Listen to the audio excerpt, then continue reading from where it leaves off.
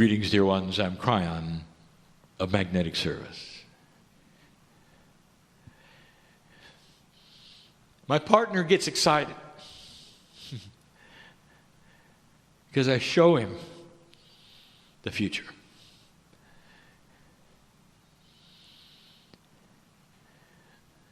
The difficulty is always the same. You want it now. Old soul, there's no hurry because you're going to be here to see it. You may look a little different, but you're going to be here to see it. And what I mean by this is the lineage of those and the Akasha of those in this room is going to be part of the future. No matter how old you are at this point in time, no matter what you think that you're a part of at this time, I would like to tell you that the old soul is going to continue. And that this transition to a new energy on the planet is temporary. You're going to start to see results. There's a fast track system that is going to echo what you want. Consciousness has energy. The energy is seen and measured and is part of the fast track system. There is a system in place to give back to you on the grids what you are endeavoring to create as an old soul. We told you this before. An old soul carries more conscious energy weight than a new one does. The Akash absolutely has what I will call stripes. What I mean by that is you become a weight and authority on the consciousness of the planet because of your experience. You weigh in harder than a newbie does, more profound than anyone else. A group of old souls in prayer is unstoppable. Almost. And I want to talk about that. I would love to give you physics that you've not discovered yet that help you to understand some things that are puzzles. I may try. But before I do that, I want to give you this. Dear ones, you're old souls. In this room, you can feel it.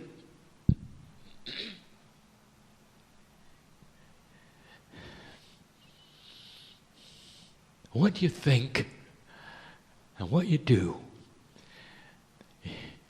creates the timing of peace on earth. Some of you will have the opportunity to take the high road when all you've done is be forced into the low one. And I may talk cryptically, but I am talking to those in the room. Opportunities given that you didn't expect, in areas you didn't plan would be there,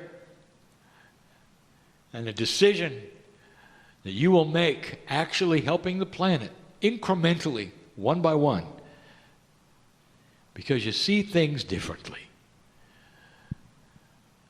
There's an awakening process in all of you, and you can feel it.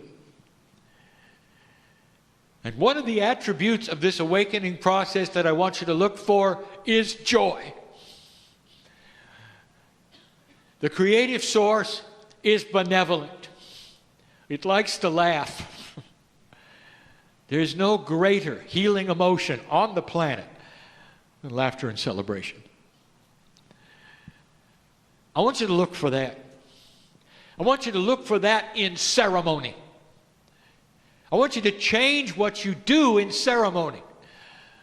The idea that you would gather together and somehow look at the ground and close your eyes and pretend to be mournful because you're in touch with spirit is old energy. Are you understanding this? What about a celebration where you tell a joke? What about a celebration where in order to get something going, you might even tickle each other's feet? Something to create a celebration of joy and laughter while you go into a meditative state that will amplify it greatly. Old energy says you have to be depressed. At least that's the way it looks. We look down in a meditative circle, nobody says anything, there's always quiet, and you're all depressed. What else are we supposed to think? Do you laugh during your meditations? No. Does it disturb the energy? Oh, the teachers will say, oh yes, don't disturb the energy with laughter. Why don't you try it and see what it does to the energy? You might have healings right there, right then. That's what I want to tell you right now. There are some of you who needed to hear this because you're invested in creating ceremony. Others of you in the room will have choices to make soon, which I will call high and low road choices. Same old, or something you know is better, but a little harder and more risky. I'm going to tell you, there's a hand that's ready to hold yours in the risk department when it comes to light. You understanding this? There are puzzles in spirituality, but they're not. I'll open a door just slightly tonight. Just slightly. Trying to explain to you something my partner has given you before. When we say that physics is consciousness and consciousness is physics, we're talking about energy. What is your idea when somebody says, did you feel the energy of the prayer? Did you feel the energy of the meditation? Are these just words that pass through your ears and they're metaphysical and esoteric and isn't it lovely? Or is there substance? How do you define energy? Is it something you feel? Is it something you measure? Let's talk very, very simply about energy. Long ago, basic science realized that energy is not destroyable. You cannot destroy it. You can change it. And in certain situations where energy meets energy, there will be then another energy, but it is not creating new energy, it's simply morphing. In some places of the universe, it gathers energy from another place. It looks like it is creating, it is not. It's simply moving it around. You might say energy then is absolute. There are those who would say there is no more energy in the universe today than at the moment of what you called the Big Bang, which, by the way, there was no such thing. There was a beginning, and there was an energetic start, but it was not an explosion and it was not a bang. It was a quantum event of an intersection of what we have called dimensional membranes. We don't expect you to understand that. We don't want you to. It's not needed. But energy is something you should be able to feel, measure, work with, compute, and predict. On the planet right now, you work with certain kinds of energy very well. You understand them. You can compute them. You can measure them. You can predict them. You use them in your machines. That's energy. You create energy in order to fuel your house. That's energy. And when it comes to consciousness, you don't think of it the same way. So tonight, right now, I want you to think of it the same way. Is it possible that there is a system that is a multidimensional system where what you create with your thoughts is as palatable as an electric current? we say palatable, that means that is digestible to your consciousness logic. That's what we say palatable, just like food. You can eat it, enjoy it, it becomes yours. It's palatable to think that your consciousness could be measured. Is it possible you could have a consciousness meter measuring that which you think, not on any scale that you have on this planet at the moment, nothing like you have.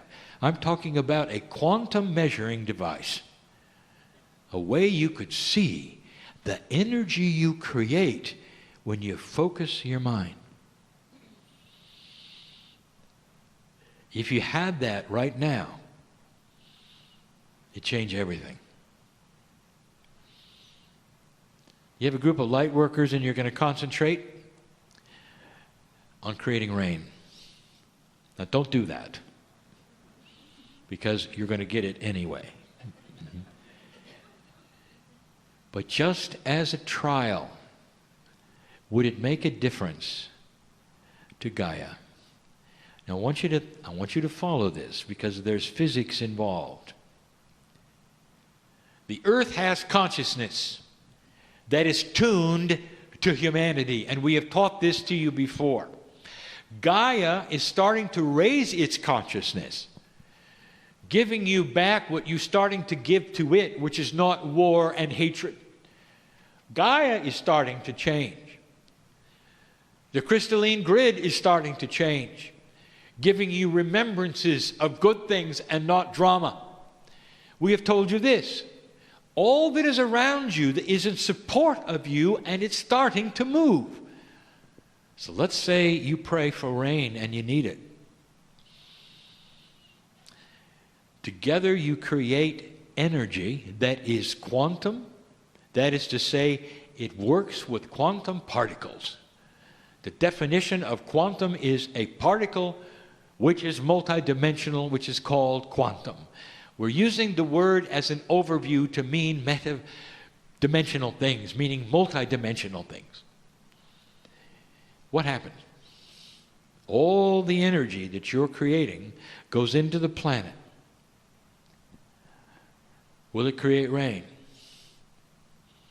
I want to ask you a question. Thousands of years, indigenous did rain dances. I want to ask you a question. Were they doing something, or was it dumb? Was it simple? Was it mythology? Were they celebrating the gods in the sky? Were they desperate because their crops were dying? Or did it work? And I will tell you this, dear ones, they skewed the curve of randomness when it came to the weather and created the rain. It would literally be taken from one place, moved to their place, and rain. And they did it again and again, sometimes with results, sometimes without results, but more results than not, and that's why it lasted for thousands of years. That's why they continue to do it. You think it is perhaps foolishness. It's pagan. You know what it is? It's consciousness over physics. They knew it because it worked. Gaia is more receptive right now to these kinds of things than ever before. Ever before. A group like this can change the weather if it is appropriate. And there are so many things that Gaia will weigh into this. If it does not rob from another place, if it's time. This planet is benevolent for you. Tree hugger, I want you to resound to this. What do you feel when you're out there with the divas? Can you feel them when they're showing themselves to you, when they want you to see who they are? The consciousness of Gaia has attributes constantly that are giving back to you. And you call it Mother Nature. Isn't it interesting it's a woman? Isn't it interesting? All things good born from the planet, from a feminine energy, just like here. Question. Let's apply it to humans. Now you have a group of light workers that are all praying for one thing, the healing of a human being lying in a hospital bed. Now it gets tricky. Have you done that before? The answer is many of you have. You have a relative or a friend who is in trouble, and you're going to send them energy. You're going to see them healed. I would like to explain what happens to that energy right now in the simplest way I can. And my partner, I want you to go slow because this is new. I want you to understand the benevolence of it, the appropriateness of it, the beauty of it, and why it doesn't always work. Because as many times as you've done it, you know sometimes it works and sometimes it doesn't.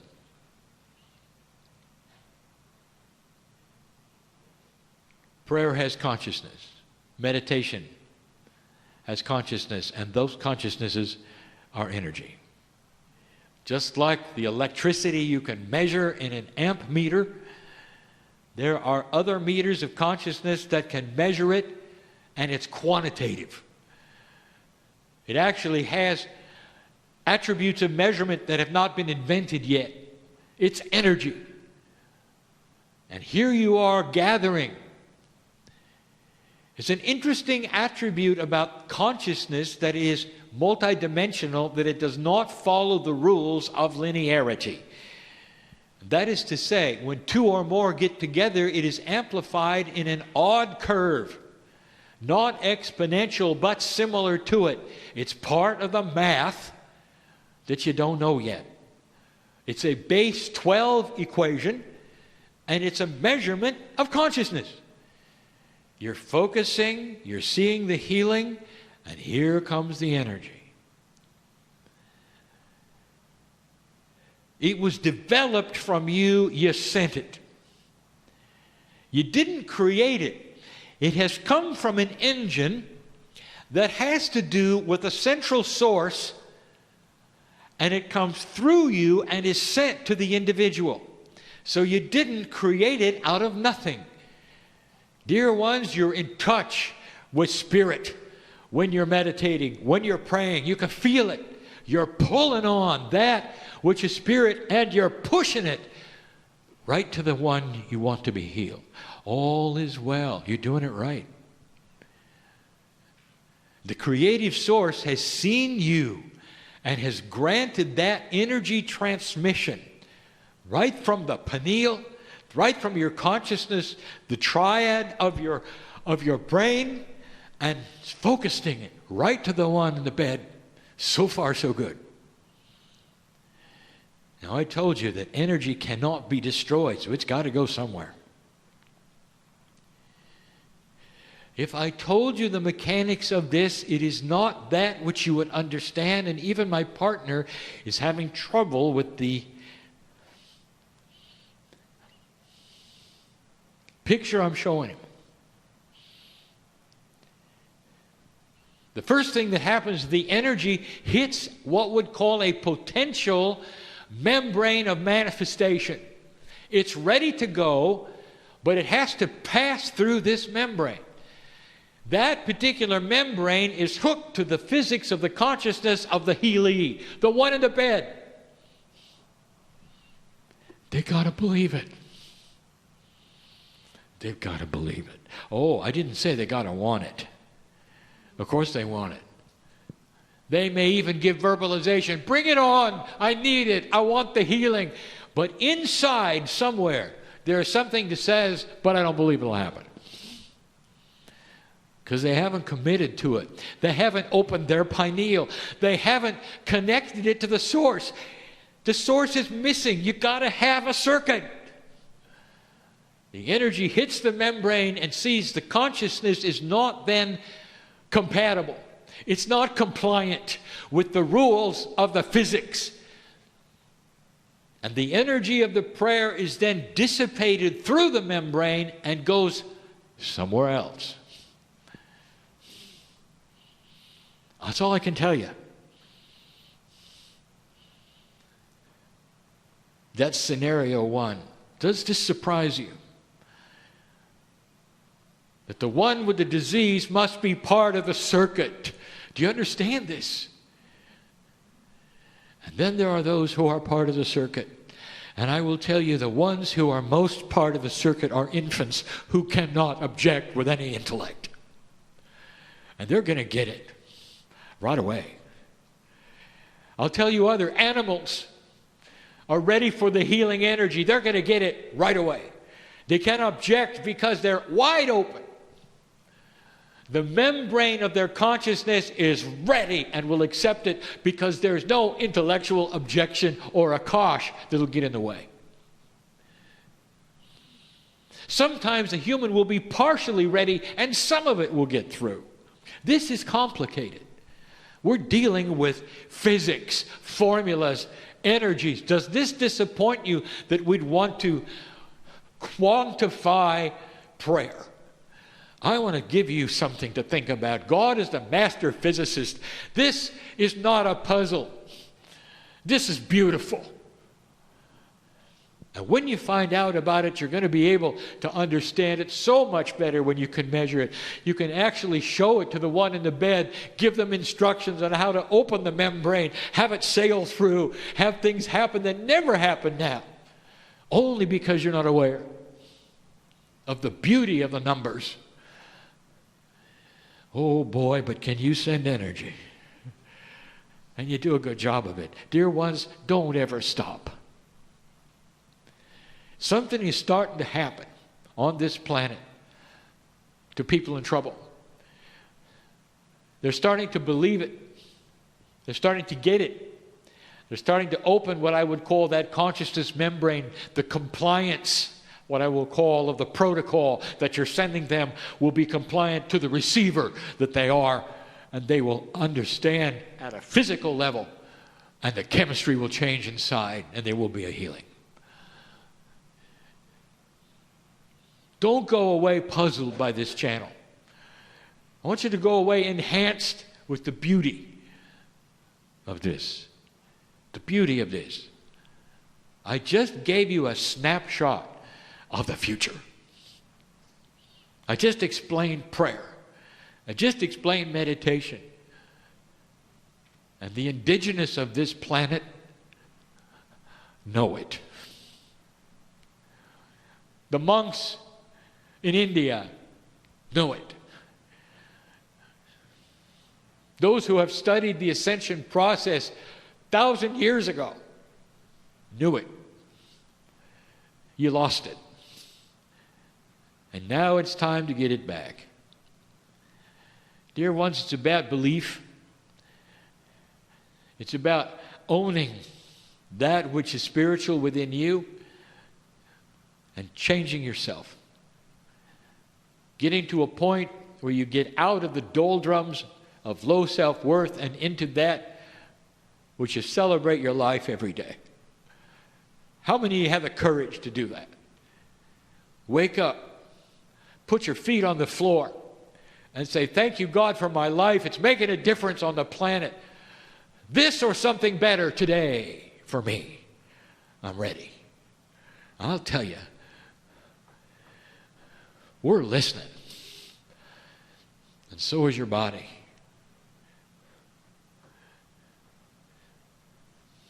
I'm crying in love with humanity. And so it is.